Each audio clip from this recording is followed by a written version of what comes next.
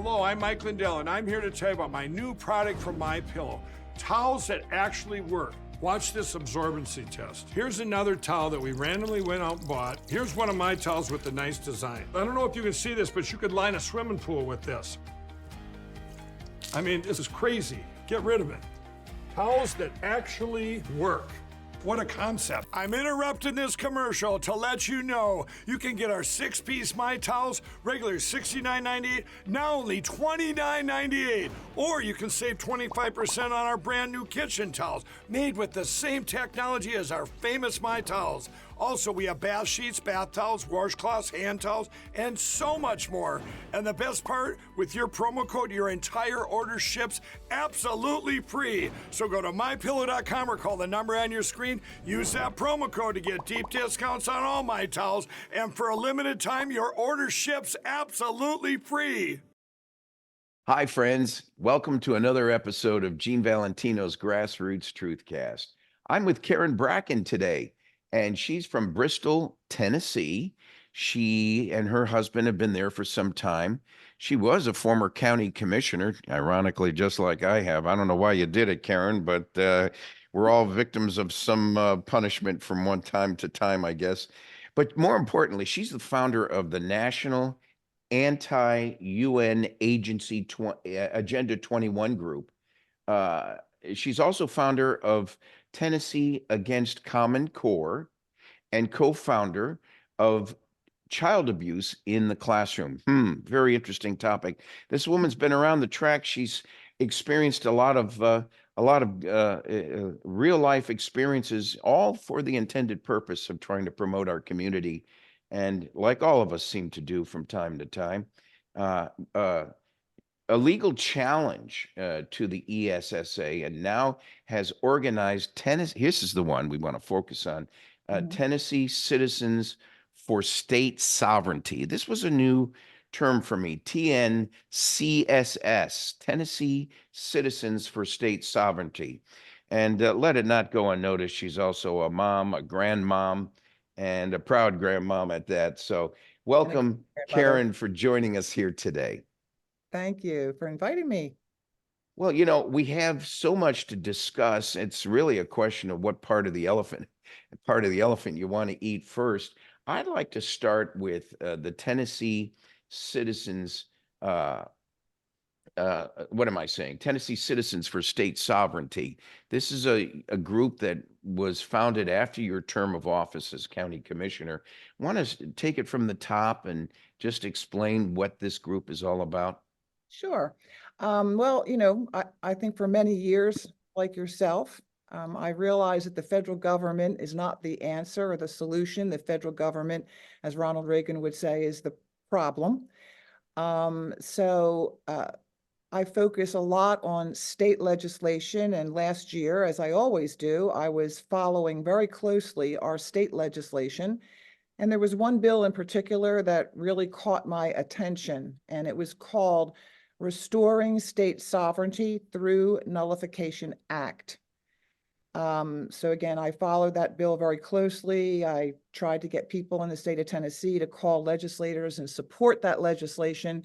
And when it did not move forward, I was very disappointed, and I contacted the sponsor of that legislation, Representative Bud Halsey, and I asked him if he was going to resubmit the bill in 2024.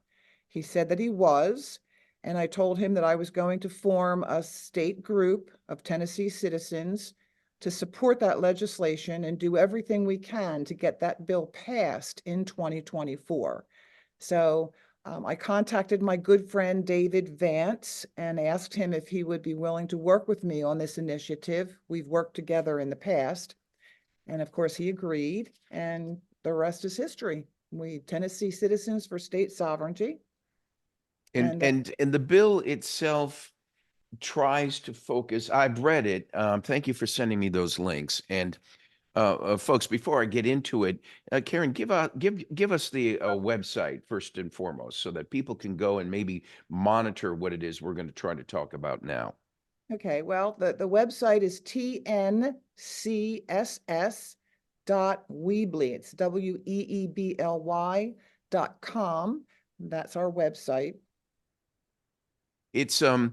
it's very encompassing and rather attractive. I'm very Now let's talk about the whole concept of state nullification. You and I have had a few conversations by phone. One of the things I think America needs is a unification of sorts of the states coming together under one roof. But one of the, and I think you and I have agreed to that in part, the concern I have is that when one or two or three states try to splinter off on their own, the question is it meritorious? Is it justified? And sometimes I would say, boy, I'm having a problem with them doing that.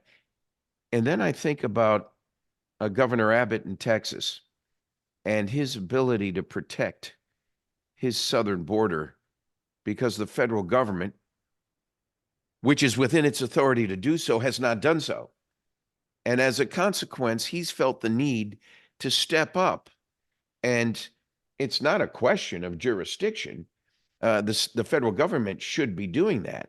But the question is, should he have the right to intervene and really take the lead, which is where we are in January 2024 right now, with state law enforcement officers in Texas having to step up to do what Joe Biden and the federal government is not. I'm using that as an example. There's some issues that distinguish it from the other issues you're talking about. I get it. But am I in the right ballpark? Is that a good comparison? Yes. Yeah. I mean, sure, the federal government is supposed to protect our borders, but the governor of every state is also required to protect the citizens of their state. Absolutely. And they took an oath of office to do so. My Absolutely. concern is that you have seen a bill in the state assembly of Tennessee, and you've seen it come forward and you've supported it. Why have you supported this nullification bill? Well, because I think one of the big issues that we have as Americans is that we do not know our Constitution. And the writings of our founders, the Federalist Papers, and basically the federal government was given extremely limited powers. The states were given almost indefinite powers. And we've kind of turned the pyramid of authority upside down. The federal government is not the final arbiter of the Constitution, nor is the Supreme Court. It is the states. The states created the federal government. The states gave the federal government very limited enumerated powers, 18 of them to be exact. And everything else is the authority of the state. And that's been turned totally upside down over many decades. And why is that? Sometimes, you and I were both county commissioners, and let me ask the question by throwing a statement out first. When I was county commissioner, I could see that in the history of governance under this constitutional republic we're living in, that there were times when our 5 county commissioners in Escambia County, Florida, were very powerful. In fact, one would argue they were too powerful. They were dictating. They were not only trying to set policy, they were also trying to manage operations of government, which is where in our case, is where some of them got in legal trouble. On the other hand, there's other periods in history in this county where the pendulum swung back the other way, and you found that the administration was too powerful, and they were the tail wagging the dog, in effect. They were minimizing the effectiveness of the elected official and denying him or her the ability to come forward with good policy. But because it was at cross purposes with what was being done in government in the county level by these self-serving administrators or administration and staff. Your comment on that and how that relates to this bill? Well, I mean, you're talking about, well, just like the states have more authority than the federal government, the state itself has more authority than the cities and the counties. the state created the cities and the counties. And Yeah. again, And so probably what I'm getting at is there's a there's a tendency at times in government to cause one arm of government to over manage uh, the entitlements that they were given or that they were authorized to enforce. In your case, in Tennessee, talk about how the nullification process is so important to correct an overreach of government. Tell me why you think this is so important. well, because the federal government has totally moved outside of its lane. You know, Hmm. they're in our backyard. They're playing in a lane that they do not have the authority to play in. They've had that, they've done this for decades. I believe that a lot of the reason is money. I believe that they use the power of the purse to control the states. As soon as the states try to uh, take their rightful authority, the first thing they say is, well, we're going to, take away your federal funding. If you don't obey, we're going to take away your federal funding. And legislators just collapse at the thoughts of, losing federal funding. And it's also a lack of backbone. It's also a lack of education. Many of our Yeah. elected officials, I don't think they've ever even read the Constitution. They don't Oh boy, know, you right? hit the nail on the head there, boy. I tell you, listening to some of them comment at the microphone in cross purposes against the very laws they're supposed to be upholding. Start with the legislation that's sponsored and ready to go. Talk about the 5 different pathways to invoke nullification and what Mhm. that means in Tennessee. Right, and I'll grab the bill. Yeah, the legislation has 5 different pathways, okay? It is not legalizing nullification because nullification is already legal. It is our right. And the bill has 5 different pathways in which to invoke nullification when the federal government steps outside of its lane, which it does most of the time. Um, the governor can issue an executive order of nullification. Members of the state assembly can issue um, a bill of nullification. The judges in the state of Tennessee, 10 combination of 10 cities or counties, or a petition of 2,000 voters. They're the 5 different ways.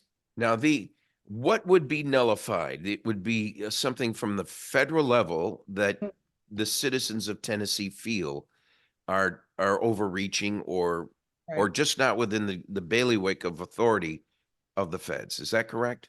Yeah, I mean, if you look at different things like mandating education, the federal government has no authority over education. And look at where they are with the Department of Education, totally unconstitutional. Yeah. So we could always nullify any mandates that come down regarding education. Marriage, the federal government, the Supreme Court has no authority over marriage. So basically anything that goes outside, if you look at Article 1, Section 8 of the Constitution, that is where you will find the 18 enumerated powers. Anything that is not listed there belongs to the state. And I also recommend that you look at Article 1, Section 9 and 10 as well. And the real when you talked education, you hit the nail on the head for me. In general senses, it's nice to have a federal standardization of education or quality education, specifically with respect to test scores and just a general standard across the board that apply in all 50 states. But that doesn't mean they have to go to the next step and micromanage, create unions, protect their educational process with a tenure system that no one else seems to be able to touch. At the county and local level, they have school boards that are either appointed or elected. I came from New England originally, where the superintendent of schools was an appointed position, not an elected position. I came to Florida, and the superintendent of schools was an elected position. But hold on, two to 3 years ago, they felt the need to move it back to an appointed position, appointed by the school board, the elected school board. And I find it interesting because the superintendent of schools allowed for the introduction of what I would refer to kindly as sexually explicit material for underage children in the libraries of the school system. Oh, yeah. And when the parents found out about it, Karen, there was we were one click short of a mutiny here. They came so totally unglued in this very conservative community. That school board, that superintendent of schools is no longer employed by the county, and some of the elected school board members are about to be replaced, as you might imagine. Is this is sort of consistent with where you're going, right? Yeah, and first of all, I do not believe that every state should have the exact same education policies, objectives, goals. You know, we are 50 sovereign independent states, and I believe 50 independent laboratories of education will always function better than trying to blanket education across the 50 states, which is what Common Core did. I do not believe in education standards. Prior to the Clinton administration, we didn't have education standards. We had objectives, we had goals for our children. Some children will learn to read at 4 years old. Some children will learn to read at 7 years old. When you set a standard and you say that every child at 5 years old must know how to do this, you're setting that child up for failure, because not every child's going to accomplish that same goal at the same age, the same time in their life. Yeah, funny you say that. I lagged behind in some of my reading skills in grades 2 through 5. I caught up quickly when I got into before middle school, Right. but you are correct. I could feel I was lagging behind, and it was very demoralizing. I don't know. It was just maybe something chemical or something metabolic, or just You're a boy. the way You I were a was boy. What? You were a boy. Some, boys have a tendency to learn language and reading a little later than girls, where boys generally excel in math a little earlier than girls do. But eventually, everybody seemed to catch up at one time. Yes. Yeah.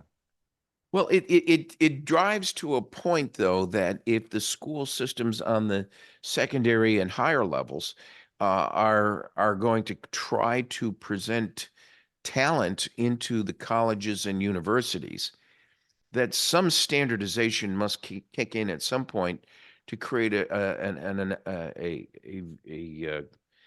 vetting of the talent coming into the schools in their freshman years. There must be some standardization, or certain colleges are appearing to be more attractive to certain states or to certain areas of the nation, and it doesn't seem as uniform. It seems more bifurcated, and you think that's okay. It might be okay. Well, the thing is way back when, before the federal government got involved so deeply with education, we had a 98% literacy rate in this country. Today, we're at about 30% of our students can read at a third grade level. So, that to me proves my point that a state should be concerned and involved to the point that they want to provide the best education for their children that they can. When you have the federal government coming down and saying, this is how you will educate your children, you're taking that authority away from the states. And, long ago, before Common Core, Massachusetts was the #1 academic state in the United States. Well, here I sit in Tennessee and I'm the governor of Tennessee, or I'm the superintendent of education for the state of Tennessee.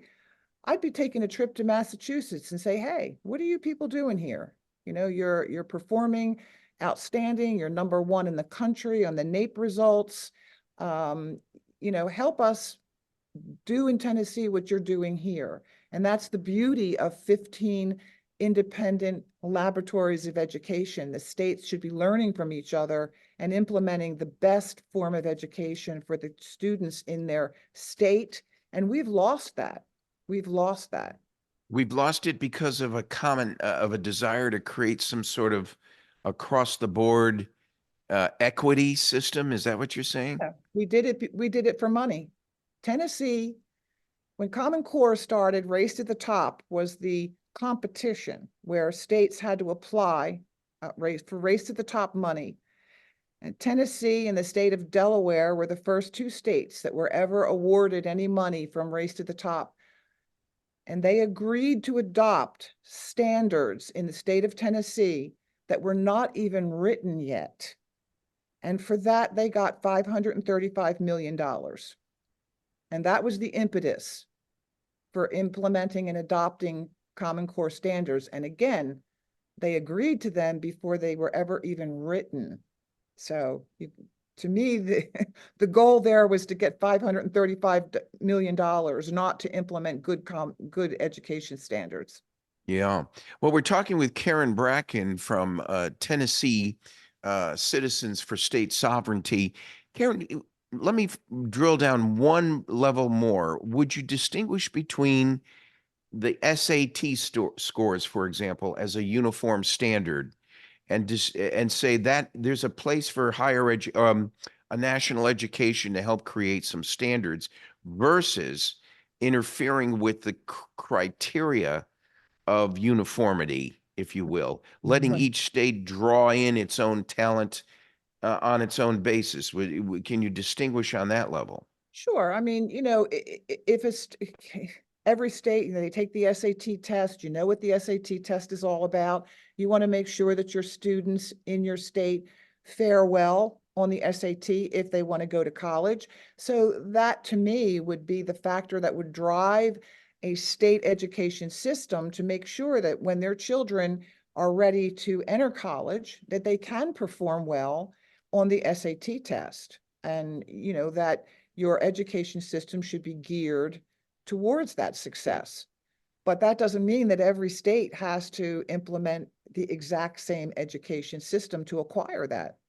Or focus on what it is they want their higher education system to be advancing in areas of education itself. Right. I agree with you completely on that. We're talking with Karen Bracken from Tennessee Tennessee Citizens for State Sovereignty. We're going to take a break right now, and when we come back, I want to ask her something about Andrew Jackson. We'll be right back. Oh, gosh.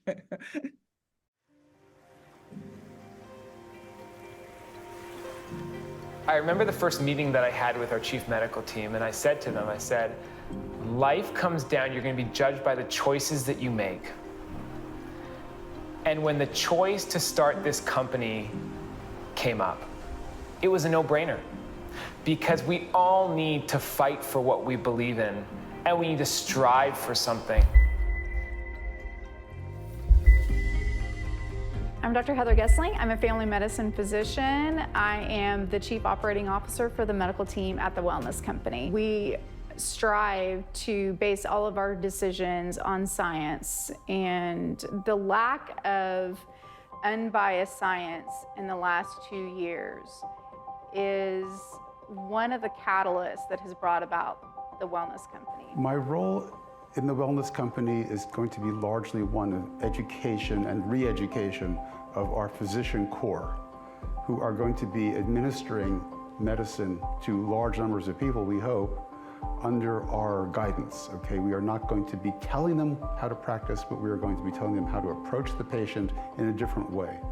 And that way involves returning to the first principles of medicine, which are the basic sciences. Myself and the Wellness Company rely on data, scientific data, to drive critical decisions.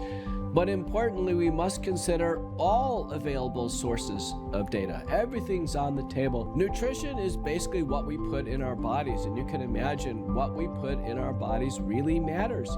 And nutrition science is going to play a giant role in the data-driven decisions and treatment plans that we devise at the Wellness Company. So I'm Dr. Jen Vandewater. I'm a doctor of pharmacy.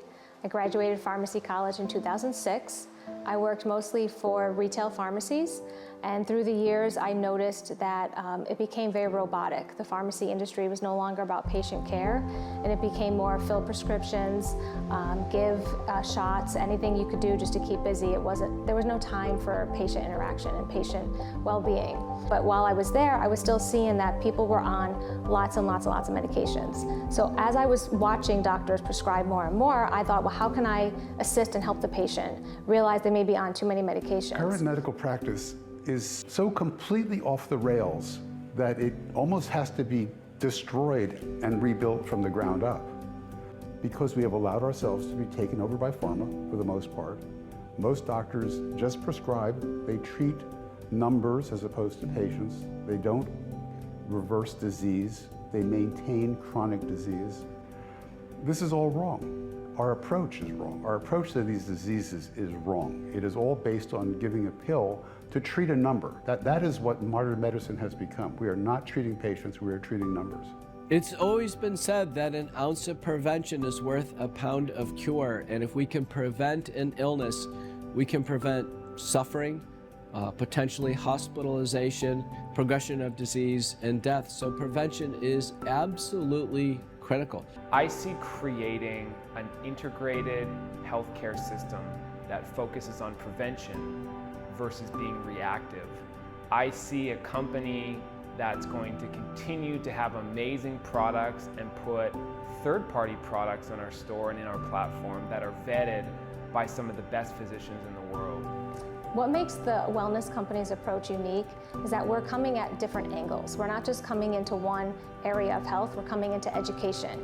We're coming into training even providers on what health actually looks like. We've been kind of confused and misguided through the years, so the Wellness Company is hitting it in a way that nobody else has hit it before. We have to go back to treating patients and getting them healthy again and maintaining that state of good health. I truly am inspired to leave the world a better place than I came in. I want to create that change. I want to help people. Grow in what you know about your health. Your health is yours. You own your body. We want to just guide you in that so you can make the right decisions for your health. And I'm excited to tell you that we're here and we're bringing you the best.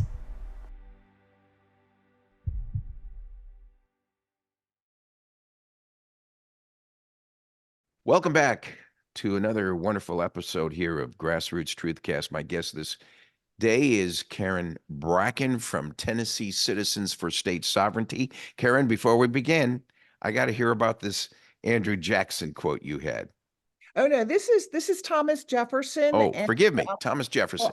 Right, and I use this when I speak to legislators, county commissioners, because one of the things that we're doing is we have a resolution that we're taking around to the different county commissions to have them sign and support nullification.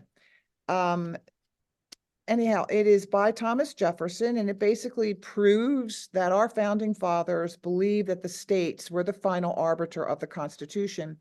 And it says the several states who formed that instrument, meaning the Constitution, being sovereign and independent, have the unquestionable right to judge of its infraction, and that nullification by those sovereignties of all unauthorized acts done under color of that instrument is the rightful remedy. So basically, if you unpack this, it basically says that the state has the right to judge acts of unconstitutional aggressions, and that we have the right to nullify. Okay, now focus on one, and as it pertains to Tennessee, what would you be thinking a good springboard would be in Tennessee for this? Currently, our assembly, our Speaker of the House, our governor, They're holding discussions on actually removing the state of Tennessee from the U.S. Department of Education. That is nullification. And We- they're looking to do that for what reason? There must be some procuring cause that's incited this level of thinking. Well, because, like we said earlier, the federal government has no authority in the realm of education. That's number one. And number two, since they've implemented Common Core, our NAEP scores, our student performance academically has dropped drastically. And I think they've realized that the problem is the mandates and interference by the federal government. And So they're trying. I was going into that because I saw teachers unions on the state level and on the federal level, and causes within the Department of Education almost attempting to usurp standards at the state and local levels. Drives to your point. And when I was talking about literacy in the classroom and the quality and character of some of the reading material we're seeing in the school libraries that our children are being exposed to unbeknownst to us, it drives to a greater point about maybe a deep state subversive level of activity that's causing us to lose control over the not only the quality of our education, but this village community effect that is just not working. You agree? Yes, absolutely. Absolutely. If you really look at the education system and what's being taught in our schools today, we have moved away from academics and we're concentrating on behaviors, attitudes, over academics. And if you research the Prussian education system, which is what Horace Mann brought to the United States many, many, many years ago, it is based in behaviors, attitudes, not so much in academics. So when people say, well, we have to fix the public education system, my answer is you can't fix something that's not broken because it's finally working the way they planned it to work many, many years ago. With the funding and with the dollars from the federal government, which has, to your point, promoted a social political cause. I would suggest that George Soros and many of his cronies had something to do with moving the needle in the direction of socialism and Marxism at the national level that caused education at the local level to be usurped by these philosophies. So Right. would nullification take away the money and take away the control of Yes. federal control over some of the local standardizations? Is that what you're saying? Yes, we would have to give up the money. All the ESSA, which is something I fought years ago with my friend Anita Hogue from Pennsylvania. And yeah, we would get no more money from the federal government for education. And the federal government really does not give the state, not our state anyhow, the bulk of its education money to begin with. Tennessee is very financially stable. We have a huge surplus of money. So we really don't need their money as far as education is concerned, and that will give us the freedom to end ESSA, to end all of this mental health stuff that's taking place. Our schools are becoming mental health clinics. All the Title I's, Title IX's, Title X's, anything that the federal government has mandated will be gone in the state of Tennessee. Now, will they do it?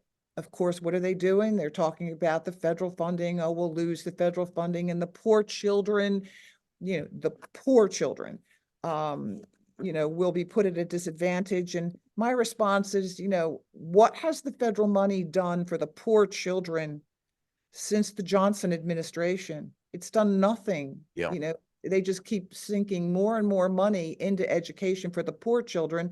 And the poor children are no smarter today, probably less smarter than they were 20, 30, 40 years ago. So the I answer would is rely, money. yeah, I would rely on educational experts smarter than me to step up and create those standards at the local, state levels. But I do not see a place in education for the federal government to be Look at the money that we spend now on our funding for education. Generally speaking, I know there's nuances around the nation, but generally speaking, around the nation, our funding for education is from the property tax, and it's usually between 30 and 60% of the property tax based on the the jurisdiction you're in. Right. That money is going to an educational process that we have no control over. Right. That sees I have a school board representative that I elected, but between us guys and gals, I don't know what the heck that person's doing in They terms do of as they're managing. told. Pardon me? They do as they're told. That well stated. And so so how do we, so here's what I see happening as a go around. I see this concept of private school systems and chartered school systems stepping up where you get to fund your child in that system directly. But hold on now. If I'm going to use my money to pay for that child to go into a alternative program, hopefully sanctioned and having some standardizations, it's my expectation that I get a rebate off of the taxes I've already paid into the educational system from my property tax, a voucher. I hate to think we have to complicate the matter for me to get a rebate back on education I've already paid for in my property taxes, but now I have to do that to get around public education, the shortcomings of public education. What say you? Well, charter schools are public schools. So you don't pay a fee to belong to a charter school. But charter schools are public schools. They're funded. I meant some of the other private schools that right, you well, would. Right. Again, Montessori school, or right. Well, again, if you think about the academic performance of the students in the United States of America prior to the Department of Education, we were the #1 in the world. The answer is getting out from underneath the federal government. Well, I think we agree. I may have misspoke when I said chartered schools, but I do mean to say that you as the parent should have the right to put your child in a school system of your choice. I mean, my words, we're talking about homeschooling. How many parents really have a curriculum guide that they're following correctly while they're trying to work 9 to 5 anyway for a homeschool system? The point is that I think there ought to be an alternative that TNCSS could shepherd, and that is an alternative to public education being funded at the federal level by creating incentives from federal funding, I should say, by creating incentives for the local, state and local folks to do it themselves. Right. I don't have any objections to considering that.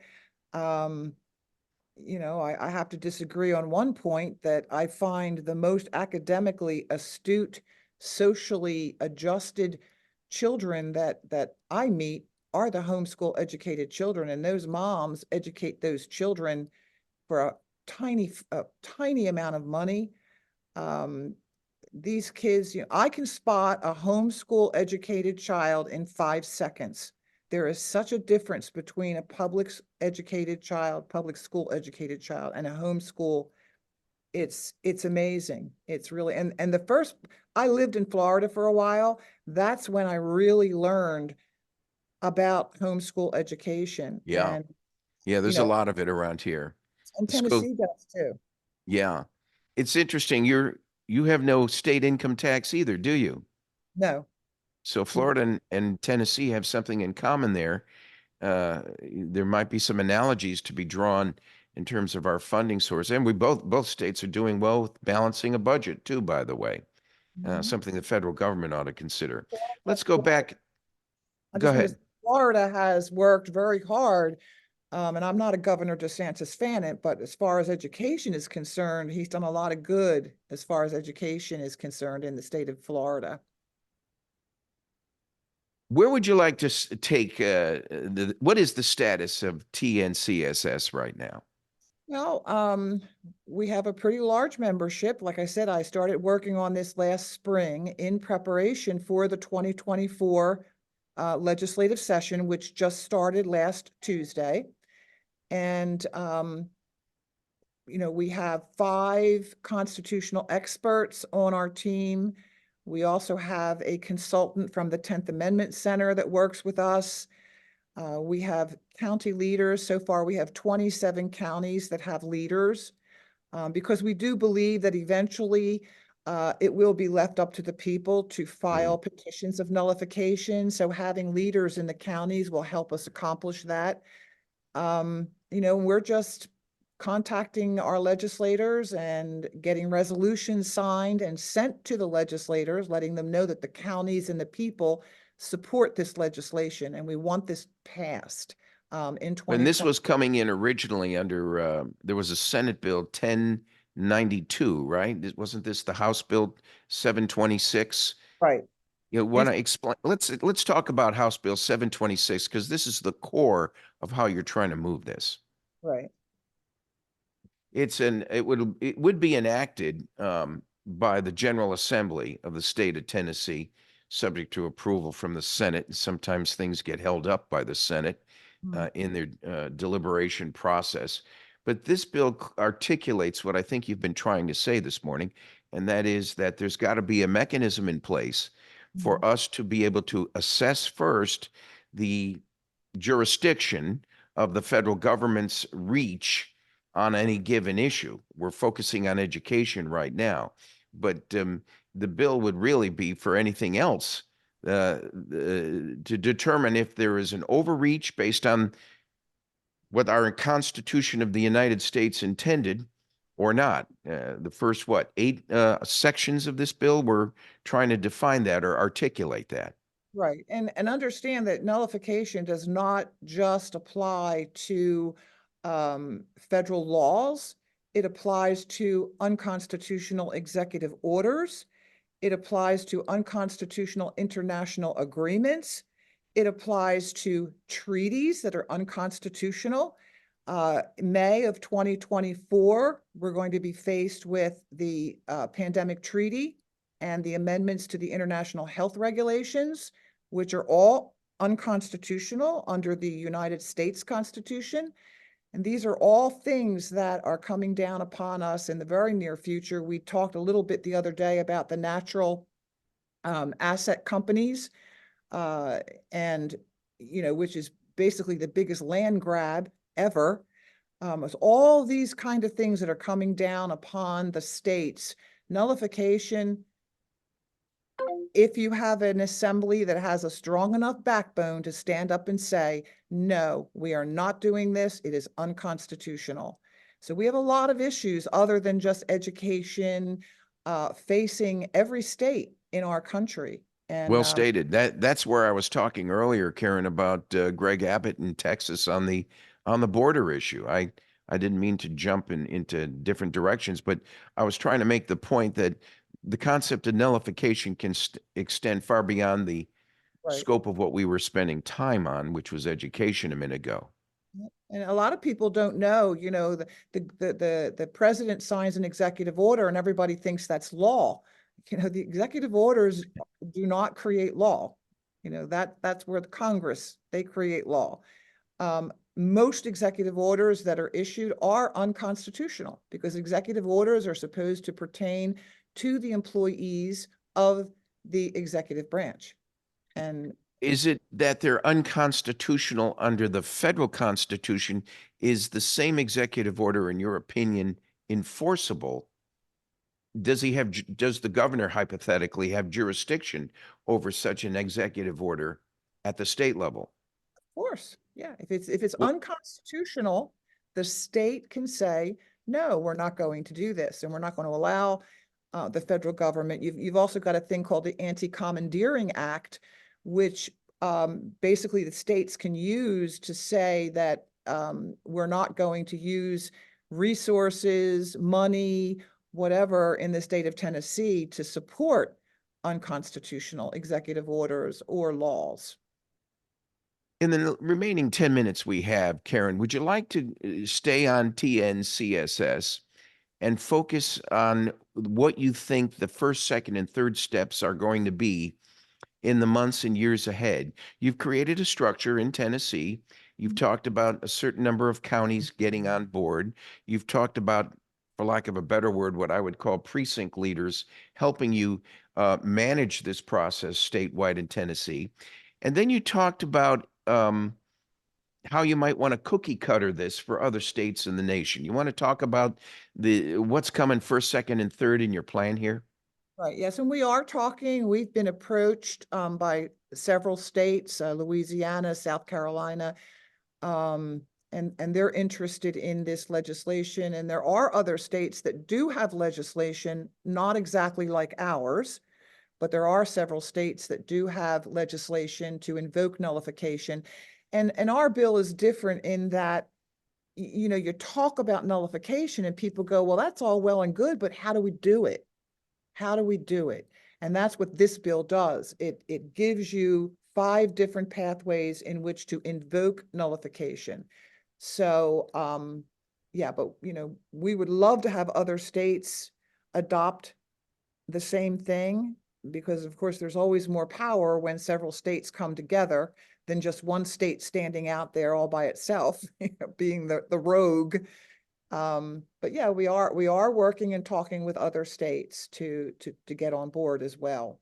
It's funny you mention this because many of the problems that you are talking about that you think might be addressed nationwide through state-based nullification statutes is it drives to the Convention of States issue that was being considered as a way of securing a constitutional amendment to our national constitution, because many of the congressmen of the nation will not get on board with such constitutional amendments, such as term limits, such as a balanced budget, such as the removal of education from the state, from the federal government's involvement, like Vivek Ramaswamy was talking about recently. It seems the Convention of States might be a friendly ally to Tennessee citizens for state sovereignty. Would it not be a way of addressing some of the issues you're trying to move nationwide? Well, you know, to fix what's wrong with our government, we don't need to change the Constitution to do that. What we need to do is make the federal government abide by the Constitution. You can amend the Constitution all you want, and they can ignore it. You know, whatever the Well, that's true. Right, whatever the COS accomplishes, the elected officials can ignore the new stuff the same way that it's been ignoring the Constitution itself for decades. So the answer is not to amend the Constitution. The answer is to make the federal government abide by the current Constitution that we have. And yeah, the only concern I have is how do you do that too? I mean, they can ignore it as well. I mean, let's to your first point, they have been, and they have. Right, they can ignore the Constitution all they want. It is the duty of the state to keep the federal government in line. It is the duty and the responsibility of the state and the people of the state, not just the government in the state, but the people of the state, to keep the federal government in its lane. Wow. In the state. That's exactly why I mentioned Governor Greg Abbott from Texas taking the bull by the horns on the border. And it is the state and the people of the states that have failed in that job. So folks, what Karen Bracken is talking about is the fact that we the people means something very, very, it is what it says. We the people, it's the grassroots, it's the bottom-up governance of this nation, not the elitist top-down selected few controlling your way of life and taking your freedoms right out from under your nose before you even realize it. Right. And I think that's what she has exposed this morning on Grassroots Truthcast. Karen, would you like to focus on some other initiatives? And your cause is so meritorious and so well founded in logic, especially because of the failings at the federal government. We're all patriotic in our own way, aren't we? I mean, we all believe in this government, in this country, notwithstanding its warts and its shortcomings. But boy, I tell you what, I feel like such a patriot. I've tried to do my best to be loyal to this nation, but I walk away, as I think you have as a county commissioner, shaking my head saying, "Oh my God, what?" It's not that the principles are bad. Follow the principles as you're suggesting, but there is a fundamental scheme of bad behavior that exists at all levels of government that has usurped the spirit of good principles of government. Might it be that there's just got to be an uprising from the grassroots of the citizens of this nation to take back our freedoms and our liberties that have been stolen right out from under our nose? What do you say? I agree, and our founders would agree with that too. That's why the concept of nullification was born. Rather than take up arms and have a civil war, they said, there must be another way to respond to a government that becomes tyrannical, and nullification was that answer. And in my opinion, nullification is the last peaceful option that we have to resist what's coming down from the federal government. We talked just a real brief about the natural asset companies that are going to be created. And, if you look at that natural asset company that's happening, I'm just speechless. It is our federal government, the biggest land grab. President Biden signed an executive order to seal off 30% of all land in the United States by 2030. And the next phase is 50% of all land by 2050. That is totally unconstitutional. It is totally a United Nations agenda. And now we have these natural asset companies that are going to be taking federal land and private land and turning them into a national asset company where these companies will profit off of the resources, the air, the water, the land of these federal properties and private properties. This is the beginning of China's takeover of this nation, and I think it's consistent with sometimes when people come out with a crazy scheme, it it seems to be, oh, this guy's crazy, that'll never fly. But if you look deeper into the good intentions behind what you're trying to create here, it's not unlike our early leaders of government who it was called the Boston Tea Party. It was called a secession away from British rule, and the Civil War and the issue of slavery and the issues that proceeded after that. We were working through a process. We are the first to admit, I'm sure you admit this as well, that we're not perfect, but boy, we sure it's because of our shortcomings and why we're always trying to fix it. Democracy to me has always been a governance of tension. The constitutional republic we have has always been under stress, trying to tug and push and pull to try to get it right, both at the local, state, and federal levels. And we have our shortcomings, I'll be first to admit, but we certainly are still, for one, by the grace of God, the longest standing governance in the world. We must have done something right. And I think one of the things we did right is we had systems in place, whether we liked it or not, to test the merits of our government.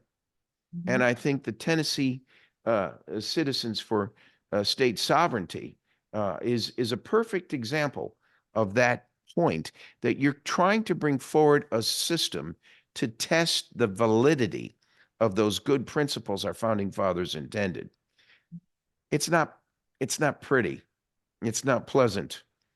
And it's not always appealing. And for those folks in government who are looking for a cushy job for another 40 years, those bureaucrats are going to object to this kind of thinking because you're screwing with their sandbox. Yep. And so I commend you for going up against a wall. Talk about where your legislation and this bill stands in Tennessee's legislature. Now, let's get it right in Tennessee first, right? You get it right in Tennessee first, you become the template and a cookie cutter that maybe other states adopt throughout the nation. What say you? I agree. I agree 100%. Like I said, last year, this bill was presented for the first time last year in our legislative session, and it was doing very well in the House. But when the bill was read, the SB 1092 was presented to the Senate, State, and Local Committee. They failed to give the bill a second, which means basically the Senator Bowling, could not even present her bill, read her bill. It was done. It was dead at that point. So we expect that very same committee will be a thorn in our side this year as well. So we're going to concentrate our efforts on the members of that committee. Of course, any committee that this bill goes through, whether it be House or Senate committee, before it gets to the floor, we're going to be concentrating on those different committee members and with an emphasis on the Senate, State, and Local Committee. I had one senator tell me that the state has no right to nullify, that the Supreme Court is the supreme law of the land. And my response to him was, well, then if the Supreme Court is the law of the land, then where does that put the Constitution? Yeah. The problem is the Supreme Court does not legislate. Right. Which is right. which is why these impotent legislators are trying to push it off on the Supreme Court to do their bidding. On that point, you said senators, you meant state senators, I think, State senators and representatives. But that brings up another point. What about someone like a renowned senator, U.S. Senator Marsha Blackburn, or some of your congressmen and women? Could you not have more merit in getting this through the state legislature with U.S. congressmen endorsing this in some way? It's a very good question.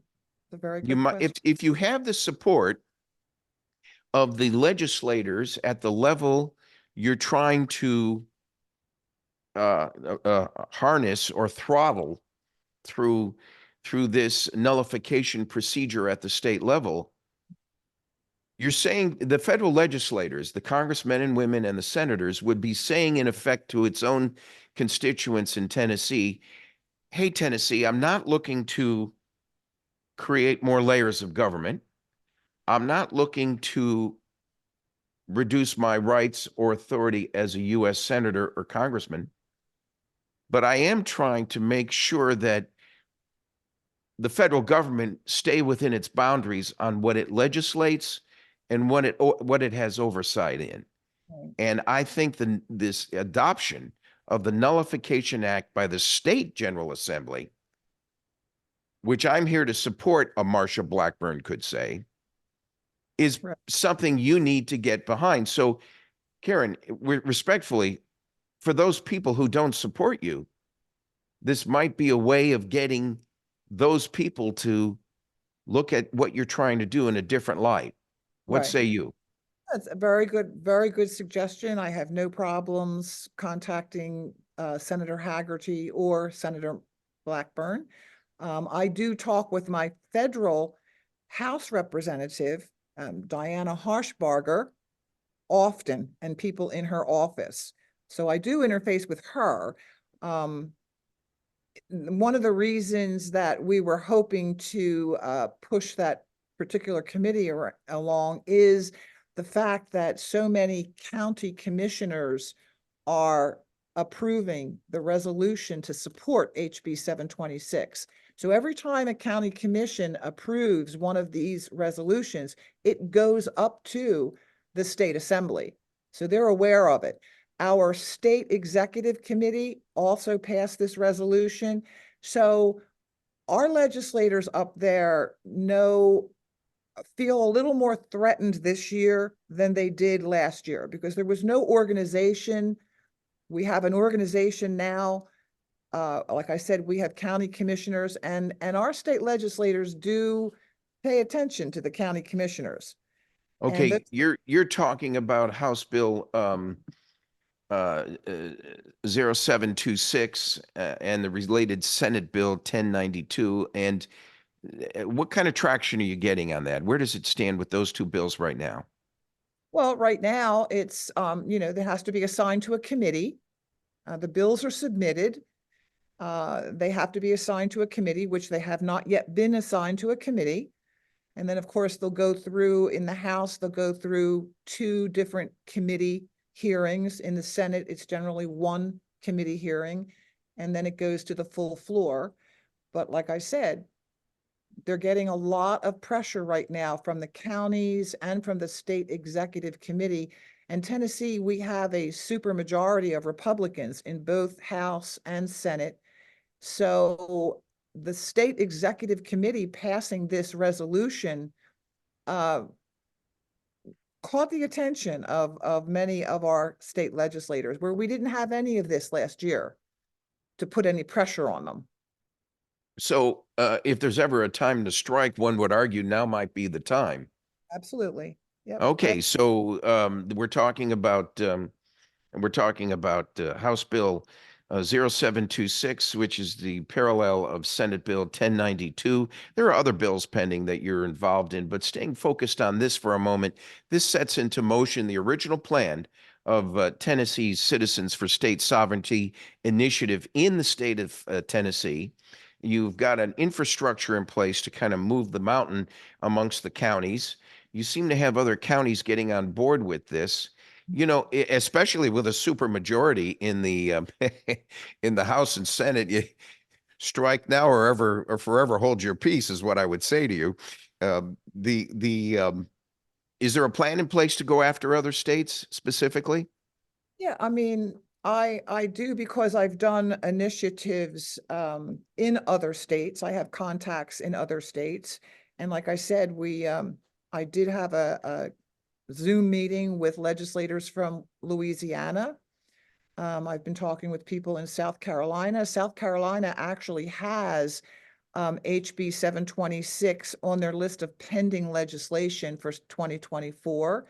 And I've talked to people from Florida, California, Utah, and I've made it very clear that I'm willing to talk with and help any other state that wants to do the same thing that we're doing here in Tennessee.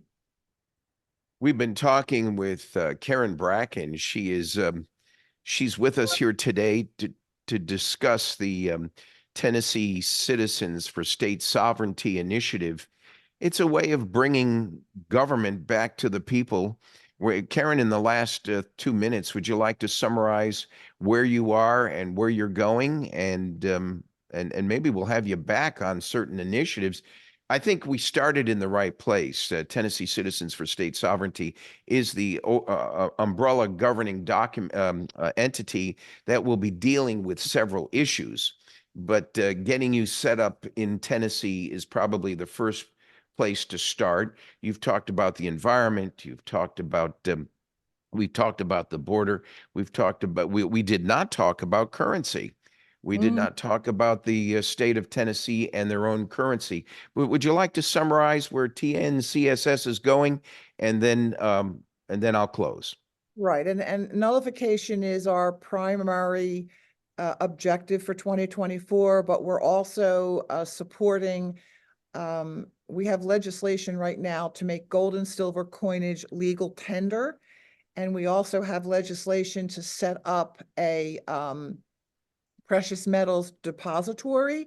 And we also have legislation pending to stop natural asset companies from doing business in the state of Tennessee. That's a big one.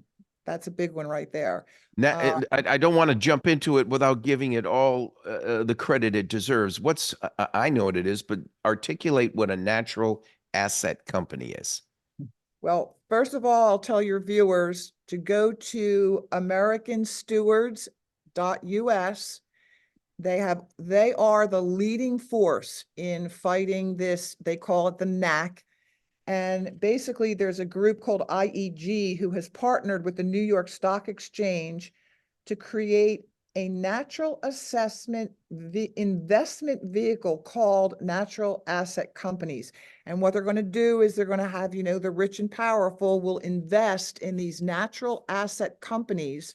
And the goal of these companies will be that federal land and private land will be very limited in what they can do with that land, and that these investors will make money off of the resources in that land, the air, the water, the soil itself. So we're basically monetizing our air. It's crazy, but the federal government, Joe Biden, is 100% behind this. They also created a national capital accounting system that will develop the price that they put on air and water and all the natural resources. And they will also establish taxes and fees for citizens who own a big house or own a lot of land. Everything that they deem unsustainable, they'll actually start taxing and placing fees on American citizens for owning gas-driven cars, gas stoves, large houses, lots of land.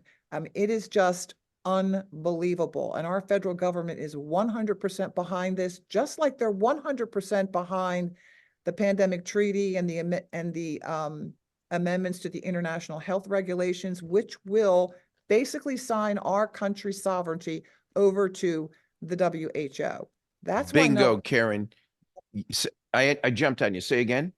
I was going to say that's why nullification is so critically important, and it's important to get past this year. Boy, you hit the nail on the head, folks. This is Karen Bracken, and she's talking about a concept it's not a new concept. It's a concept that goes back to the January 13th of 1833 when Andrew Jackson wrote the Vice President Martin Van Buren, expressing his opposition to South Carolina's defiance of federal authority. He closed in his assertion that nothing must be permitted to weaken our governments at home or abroad. And it starts with we, the people, at the state and local levels, keeping our federal government in check, because that's what the federal Constitution says they should be doing, is being put in check by the state level. In fact, when we created a federal government, it was the deal between the states that said that the federal government will be kept in check by statehood. We have to make everything, it's a pendulum. It swings to extremes at both ends, and we have to be careful of that.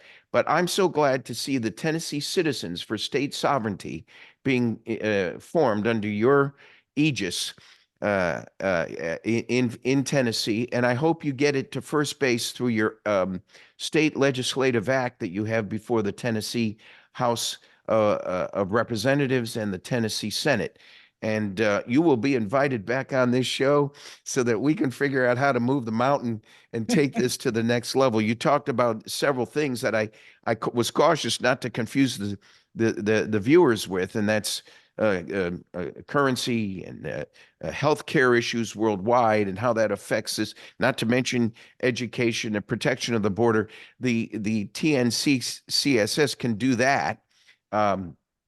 You can create the template, which is what you're trying to do, but you've got to get the structure in place first. I commend you for doing that.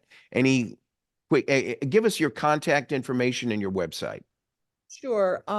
We have a Substack. It's tncss.substack.com, and that's where I communicate to our members. It's a free Substack. It will always be a free Substack. And that's where we communicate the status of what's happening with the legislation that we're supporting. tncss.weebly.com is our website where you can go and get a lot of information. You can also get a copy of the legislation if you want it. And once this bill gets passed by our state assembly, TNCSS is going to be the watchdog. The people of our group, we're going to be the watchdog to make sure that when things come down that are unconstitutional, that our Tennessee Assembly is invoking nullification. And if they don't do it, we're very happy to fill out a petition and get 2,000 signatures, and we'll invoke nullification ourselves. Karen Bracken from Tennessee Citizens for State Sovereignty, focusing on nullification and the concept of nullification, which is guaranteed to us in our federal constitution. She's bringing back a little bit of coffee. I call it a sobering of thought of what our it takes two to tango, doesn't it? It's a sobering of thought that we've needed to remind ourselves of just what our purpose is, what our government's purpose is for us. And if we believe in this notion of we the people, of the grassroots, of the individual rights coming out of and the protection of our liberties and freedoms at the local level, it's really what our founding fathers intended, and Karen's reminding us of that today in our interview with her. Thank you so much, Karen, for joining us today. Really appreciate it. Thank you. And thank you, ladies and gentlemen, for joining us on another episode of Gene Valentino's Grassroots Truthcast. Stay tuned. Put us on your subscriber list. Please share this with your friends. Please tell your friends to become subscribers on Gene Valentino's Grassroots Truthcast. You can go to www.genevalentino.com. You can see where I've been a guest on other CNN, Fox News, and Newsmax interviews nationwide, worldwide. But that's under the banner of America Beyond the Noise. In this case, today, we have the Grassroots segment you're involved with on our website. The Grassroots Truthcast is where you can subscribe, and we will push episodes like this one to you with a link weekly by email, so you don't have to fish around trying to find them in the first place, especially when you're driving. Thank you again for joining us on another episode of Gene Valentino's Grassroots Truthcast.